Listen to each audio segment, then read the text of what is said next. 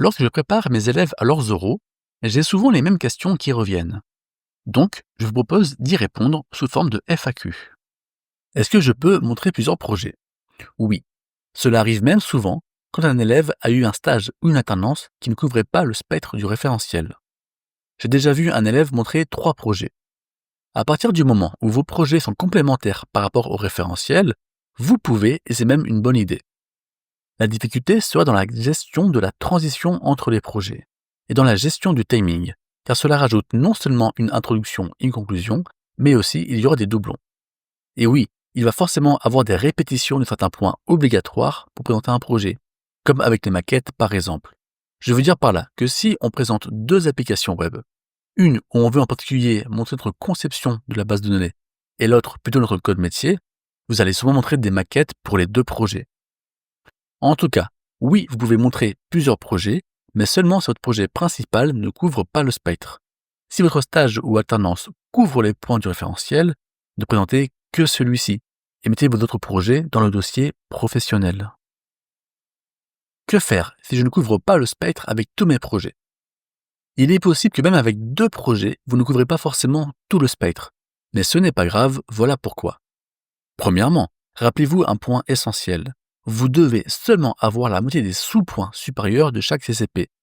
Il ne faut pas avoir tous les points, mais seulement la moitié supérieure. Si une CCP a 4 points, vous devez seulement en avoir 2. Deuxièmement, vous pouvez quand même avoir le point, malgré tout, avec une bonne théorie, avec une bonne connaissance et de bonnes réponses aux questions du jury. Alors même si vous n'avez pas couvert un point, ça vaut quand même le coup d'en parler un peu. Pourquoi? Parce que le jury, dans tous les cas, ira vous poser des questions sur le sujet.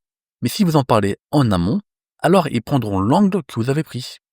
Par exemple, imaginez que vous n'avez pas fait de déploiement parce que l'application sur laquelle vous avez travaillé était déjà déployée.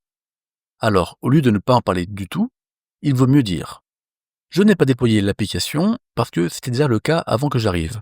Mais voici comment ils l'ont déployé à l'époque et comment maintenant on fait pour mettre à jour la production. Et là, vous expliquez le fonctionnement et vous montrez que vous êtes intéressé, etc. Imaginons un autre exemple. Vous n'avez pas fait de test. Alors vous pouvez dire: je n'ai pas eu l'occasion de faire des tests, mais voici ce que je sais sur le sujet et comment j'aurais fait si j'avais eu plus de temps. Et là, vous expliquez un peu la théorie des tests, quel type de tests existe de manière générale et pourquoi est-ce qu'on en fait.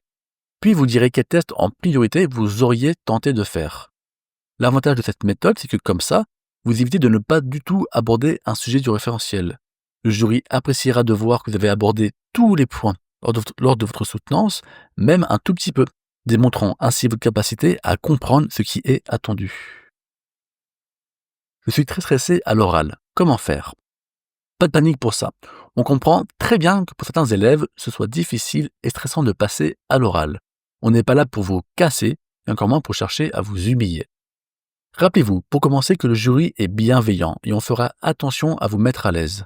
Et deuxièmement, n'oubliez pas que vous n'êtes pas dans une formation pour être avocat, commercial ou tout autre métier où on demande de l'éloquence. Vous êtes là pour un diplôme de développeur. On s'attend donc à des compétences techniques de développeur avant tout.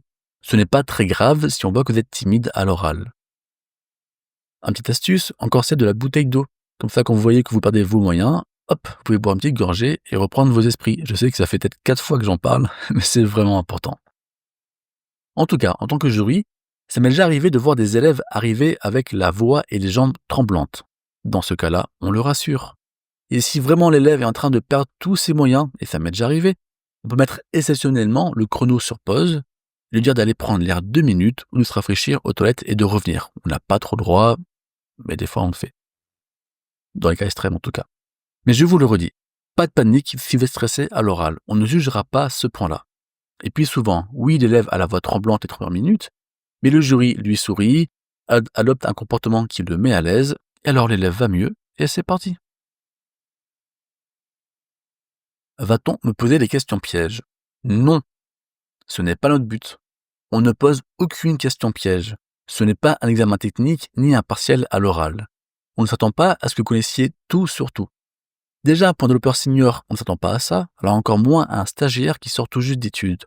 Donc non, il n'y a aucune question piège, on n'est pas là pour ça. Nous sommes là pour valider les compétences que vous souhaitez démontrer, et c'est tout. Quel type de questions va-t-on me poser? Le jury vous posera des questions directement liées à votre soutenance et à votre rapport. Attendez-vous, par exemple, à être interrogé sur les technologies utilisées pour qu'on vérifie que vous avez maîtrisé un minimum. Vous aurez des questions aussi sur les bouts de code que vous nous montrez ou encore sur vos choix dans votre conception. En plus de toutes ces questions qui portent sur votre rapport, le jury peut aussi poser des questions basiques un peu générales. Par exemple, une question que j'aime poser quand je cherche à donner le point du code métier, c'est expliquez-moi la POO. Et là, je cherche surtout à entendre les mots-clés plus qu'une définition Wikipédia. Parlez-moi ici d'héritage, de classe, d'instances de classe qui sont les objets, d'attributs et méthodes, ou encore d'encapsulation. Sur la mise en place d'une base de données, je demande souvent d'expliquer la différence entre du NoSQL et du SQL. Ou alors, quel type de SGBD connaissez-vous? Et là, je veux entendre MySQL, Postgre, SQLite, Oracle, etc. Oui, très général comme question. En résumé, vous n'aurez pas forcément ces questions-là, mais comprenez que si un point n'a pas forcément été validé par le rapport, alors on va vous poser deux types de questions sur le sujet. Premier type, on va donner des précisions, des explications de votre travail sur ce point. Deuxième type, on peut aussi poser des questions générales de base pour compléter. On les pose surtout si l'élève a peu de contenu à montrer sur ce point. Donc d'abord, on demande la précision sur le travail que l'élève nous a fourni, et après, si c'est pas assez, on va sur des sujets plus généraux. Donc vérifiez bien que vous êtes capable d'expliquer et de commenter votre travail, en plus de réviser les sujets de base. Combien de pages sur le rapport? Qu'est-ce qui se passe si je dépasse? Pour le rapport, rapprochez-vous de votre formation, mais souvent on recommande entre 40 et 60 pages hors annexe. Vous dépassez? C'est pas grave, il n'y a pas non plus mort d'homme. Mais si par contre vous dépassez parce qu'il y a beaucoup de blabla inutile, c'est dommage. En faisant cela, vous risquez de noyer les sujets importants dans tout ce blabla. Maintenant, n'en faites pas trop dans tous les cas. Il n'y a aucun point supplémentaire à mettre plus de pages. Au contraire, tout comme on aime un élève qui fait une soutenance de pile poil 35 minutes, on aime aussi un élève qui respecte la contrainte du nombre de pages. Comme ça, c'est carré et ça montre un certain professionnalisme. Il faut imprimer le rapport en combien d'exemplaires? Au moins 2. Si le jury n'a qu'un seul rapport pour 2, voire pire, un seul rapport pour 3, il va vraiment avoir du mal à vous suivre. Non. Pensez à lui et imprimez 2 exemplaires. Même si cela représente un budget assez conséquent, je sais. Ayez un minimum de qualité dans l'impression et dans la reliure, c'est important aussi. Est-ce que je peux mentir au jury sur un point? Montrer du code que je n'ai pas fait et dire que c'est de moi? Non. Ne prenez pas le jury pour des jambons. On fait très bien repérer ce genre de cas. Cela se verra dans le style du code et ça se verra surtout à vos explications dessus. Si le jury se rend compte que vous avez menti, même pour un tout petit point, vous aurez un gros malus attribué à tous les autres points en plus de l'avoir énervé. Est-ce que je suis obligé de faire des slides? Non. C'est très fortement recommandé en plus du fait que tous vos autres collègues en auront. Techniquement, si vous voulez faire votre présentation debout sur une table de tourner au jury, vous pouvez. C'est votre soutenance, vous faites ce que vous voulez. Mais je vous invite plutôt à rester simple et efficace, à faire du classique. Vous présentez votre rapport avec des slides, comme tout le monde, et tout ira bien. Si je ne sais pas répondre à une question du jury, est-ce que c'est grave? Non, ce n'est pas grave si vous ne savez pas répondre à une question. Ça arrive. Sauf si vraiment elle est très basique de chez basique. Mais même là, ce n'est pas grave. On en posera d'autres. Maintenant, si vous n'aurez pas à répondre à aucune question sur un point du référentiel, non, effectivement, vous n'aurez pas le point, ça c'est clair. N'hésitez pas à dire au jury que vous n'avez pas tel ou tel point. On préfère ça qu'un élève qui fait semblant de savoir mais qui a oublié. Vous savez le fameux ah oui, je l'ai sur le bout de la langue, ça c'est insupportable. Dans notre milieu, un développeur qui n'ose pas dire qu'il ne connaît pas tel techno ou tel sujet est un vrai danger pour une entreprise. Parce qu'on lui donnera du boulot qu'il ne saura pas faire et quand on s'en rendra compte, ce sera trop tard. Le projet sera déjà mal codé et surtout, le projet sera en retard forcément. Au contraire, on aime un élève qui dit « Je ne sais pas répondre à votre question entièrement, mais voici ce que je sais sur le sujet, mais pas plus. » Par exemple, un jury vous demande « Parlez-nous des tests. » Or, vous n'en avez pas fait ni en stage ni en cours, ou du moins pas beaucoup. Vous pouvez alors répondre dans ce style. J'avoue ne pas trop connaître cette partie du métier, n'ayant pas eu beaucoup l'occasion d'en faire. Je sais que les tests sont importants, notamment pour automatiser. Je sais qu'il y a ce qu'on appelle les tests unitaires, fonctionnels et end-to-end, mais je n'en sais pas plus. Je crois aussi savoir qu'on parle souvent d'intégration continue avec les tests, mais là aussi, je vous avoue ne pas avoir eu le temps de travailler sur ce sujet pour l'instant. Ici, le jury va apprécier votre honnêteté et surtout votre capacité à dire ce que vous savez et ce que vous ne savez pas. Et en réalité, c'est déjà pas mal. Quelqu'un qui dit je connais de nom cette technologie-là, je sais qu'elle fait ça, mais j'en sais pas plus, eh bien on aime bien. Ce qu'on n'aime pas, c'est de voir une poule devant un couteau, c'est-à-dire un développeur qui n'a aucune idée de quoi on parle. Je suis embauché par mon employeur. Est-ce que je peux le dire? Alors, oui et non, tout dépend de la forme. Pendant longtemps, j'ai recommandé à mes élèves qui sont dans ce cas de le faire. Ils le faisaient en conclusion, et c'était parfait de finir là-dessus. Forcément, si en tant que jury, j'entends que le stagiaire a une proposition d'embauche, c'est donc que son employeur valide ses compétences. Et je suis justement là pour voir si l'élève a les compétences qu'il faut.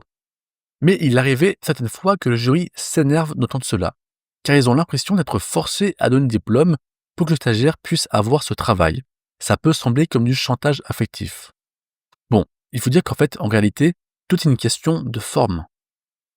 Si vous dites un truc du genre, mon employeur m'embauche à condition que vous me donnez le diplôme, ça ne va pas du tout. Ne faites pas de chantage ou autre, n'essayez pas d'influencer le jury. Par contre, dans une conclusion bien construite, je trouve que cela a du sens si ça reste simple. Rappelez-vous la conclusion. C'est d'abord conclusion du projet, puis conclusion de l'année effectuée en formation de manière générale, et enfin parler un peu du futur.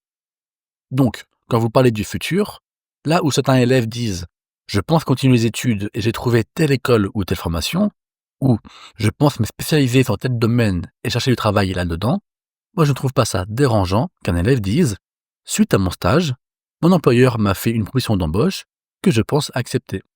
C'est à vous de voir. Si vous avez tendance à être maladroit, alors évitez de le faire ici. Mais pas de panique. Vous pourrez sûrement le faire lors de la troisième et dernière phase qui est la phase d'entretien final. Ici, le jury a de fortes chances de vous poser la question « Que prévoyez-vous pour l'avenir après cette formation ?» Vous aurez alors l'occasion de répondre que vous êtes embauché. Et puisque c'est le jury qui a abordé lui-même le sujet, il ne pourra pas vous faire de reproches.